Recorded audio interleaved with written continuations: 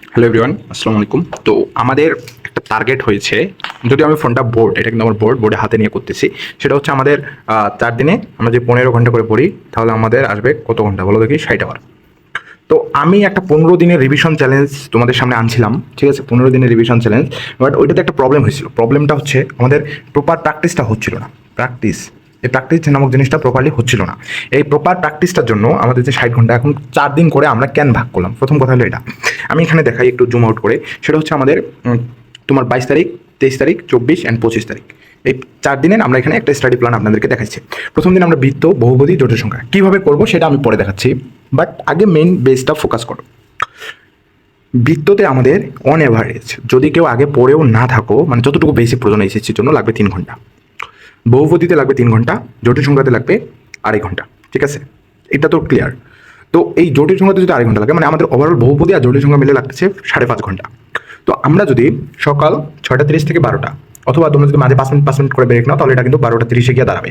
তো যদি 12:30 গিয়ে দাঁড়ায়, তাহলে আমাদের 5.5 ঘন্টার মধ্যে ইনশাল্লাহ এটা ফিল আপ হবে বহুপদী থেকে জটিল সংখ্যা। অনেকের আছে পড়া আছে ছোট অধ্যায়, অনেকে কি করবে? প্র্যাকটিস করবে। এই টাইমটা প্র্যাকটিস করবে, সেটা তোমাদের উপর ডিপেন্ডেবল। যারা একদম পড়েনি তাদের জন্য এটা, বা হালকা একবার পড়ছে, বেশি পড়েনি, তার মানে মোটামুটি অবস্থা আর কি, ঠিক আছে?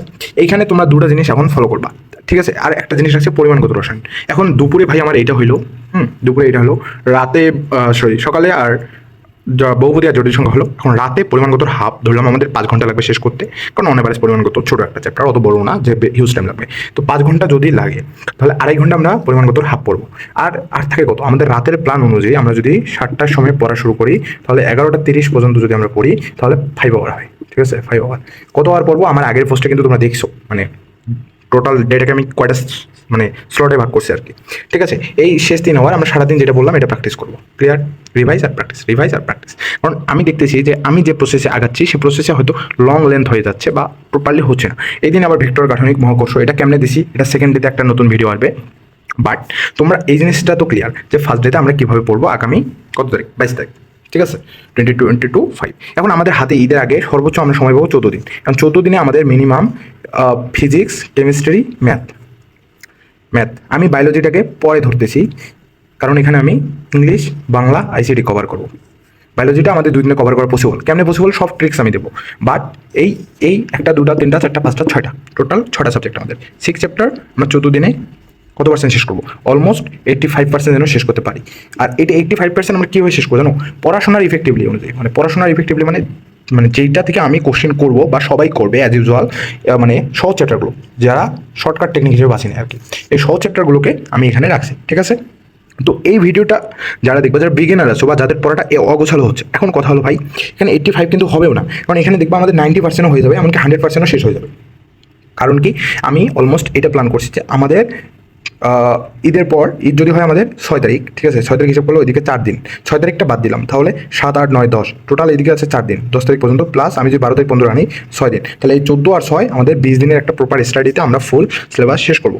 এখন 12 তারিখের পর ফুল practice and English, Bangla, ICT বেশি বেশি করে প্র্যাকটিস করতে হবে 12 তারিখের পর। এটা 12 তারিখের পরের প্ল্যান। কিন্তু 12 তারিখ পর্যন্ত যেহেতু এই প্ল্যানটা নিয়েছি, এখন ভাই 15 ডেজ যে প্ল্যানটা ছিল, এটা কি হবে না? হ্যাঁ হবে। এটা কেমনে হবে? আমার যে বাকি 8 ডেজ বাকি আছে, কারণ অনেকেই তোমরা কমেন্ট করছো যে এটা শেষ হচ্ছে না, ইভেন আমারও অনেকটা গ্যাপ হয়ে গেছিলো। তো বাকি যে 8 ডেজ বাকি আছে, আমি কিন্তু এর মাঝে প্রবেশ করাই দেবো, ঠিক আছে? এই যে আমাদের যে প্ল্যানটা আছে, এটার মাঝে ফুল প্রবেশ করাই দেবো। তো আই হোপ তোমাদের ক্লিয়ার সব কিছু। তো যদি তোমাদের সব কিছু ক্লিয়ার হয়ে থাকে, দেখা হচ্ছে কালকে বৃত্ত, বহুপদী, জটিল সংখ্যা নিয়ে ফুললি যতটুকু প্রয়োজন ততটুকু করে সলভ করবো আমরা সবাই মিলে একসাথে, এইচএসসি 25 ব্যাচ। যাদের অবস্থা খুবই খারাপ, মানে আমার মতো অবস্থা, আমার অবস্থা অতটা ভালো না, কারণ আমি হয়তো প্রপার স্টাডি প্ল্যান আপনাদেরকে দিচ্ছি, কিন্তু দিন দাটে, মানে দিন শেষে আর কি দেখা যাচ্ছে যে আমার কিছুটা গ্যাপ থেকে যাচ্ছে, বা এটা হচ্ছে ওইটা হচ্ছে, বা দেখা যাচ্ছে কিছু জিনিস আমার মনেই থাকতেছে না। যেমন ফর্মুলা, আমার মাথা ভাই ফর্মুলা নিতেই পারে না, মানে ফর্মুলা মুখস্থ রাখার মতো ক্যাপাবিলিটি রাখতেই পারতেছে না। তো এই জন্য কী করা যায়, সেটাও আমি অনেক বড় ভাইদের কাছ থেকে আর কি গাইডলাইন নিয়েছি। তো তোমাদেরকে এই ভিডিওটা দিলাম যারা একদম বিগিনার আছো, বা যাদের টার্গেট এখন ভাই A+-এর দরকার, অনেকে স্কলিং করছো আমার মতো, তারা চাইলে এই রুটিনটা ফলো করতে পারো। আর আরেকটা কথা হচ্ছে তোমাদের যে শিডিউলটা আছে, মানে আমার যে পড়ার শিডিউলটা আছে, এটা তোমাদের সাথে নাও মিলতে পারে। তোমাদের কোথায় গিয়ে প্রবলেম হচ্ছে সেটা জানাইও। আর ভাই এই টাইমে এসে কেউ নোট করিও না। নোট বলতে রাফ নোট করবা, রাফ নোট বলতে ডিরেক্ট ম্যাথ তুলবা। যদি এটা বোর্ড কোশ্চেন হয়, তাহলে তোমরা যে কোনো গাইড বা টেস্ট নিয়ে ওর রেফারেন্স দিবা। আমার নোটগুলো দেখলে বুঝবা ওর রেফারেন্স দিচ্ছে কত নং পৃষ্ঠায়। তো এইভাবে দিয়া তোমরা আর কি সলভ করবা, ঠিক আছে? এইভাবে দিয়া সলভ করবা, কথা হলো ভাই, সময় যত বাঁচা লাগবে ততই ভালো। আর আমি সবগুলো চ্যাপ্টার পড়ার এখনও মানে ফুল আইডিয়াটা ভাবতেছি, কারণ আমি যে 10 তারিখ পর্যন্ত টাইম নিয়ে পড়ি, কিন্তু আমার এমসিকিউটা ভালোভাবে কভার হচ্ছে। আমার সিকিউর জন্য তো সিলেক্টিভ অধ্যায় আমি পড়বো, পরীক্ষার আগে আগে পড়বো বা প্র্যাকটিস করবো, কিন্তু এগুলো অধ্যায় আমার একবার হলেও কিন্তু পড়া আছে, কিন্তু আমার ওই তো ব্রেনে নেই। কিন্তু অনেকের আছে এগুলো অধ্যায় পড়াই নেই, ঠিক আছে? তাই আর কি আমি যেহেতু এই প্ল্যানটা দিচ্ছি, তোমরা চাইলে ফলো করতে পারো। আর তোমরা যেখান থেকে এই ভিডিওটা দেখো না কেন, তোমাদের এই ভিডিওর কমেন্ট বক্সে আমি ক্লাস লিঙ্ক দিয়ে রাখবো। এই যে বৃত্ত, বহুপদী, জটিল সংখ্যা, কার ক্লাস সবচেয়ে কম সময়ে বেশি ইফেক্টিভ হবে। এবং ও হ্যাঁ, আমি আরেকটা কথা বলি, মাহির আসিফ ভাইয়ের মাহির আসিফ ভাইয়ের আমরা স্লাইড পড়বো। কি স্লাইড?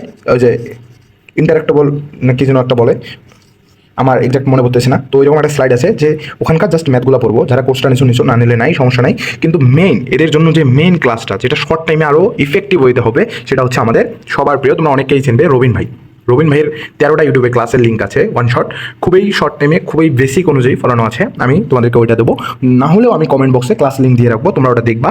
কিন্তু কথা হলো ভাই, আমার জন্য একটু দোয়া করবা যদি তোমাদের এই স্লটটা উপযোগী হয়। কিন্তু হ্যাঁ, আমি আবারও শেষ টাইমে বলতেছি যে আমি 15 ডেজ সিলেবাস শেষ করার যে প্ল্যানটা নিয়েছিলাম, ওইটা এর মধ্যে দেবো।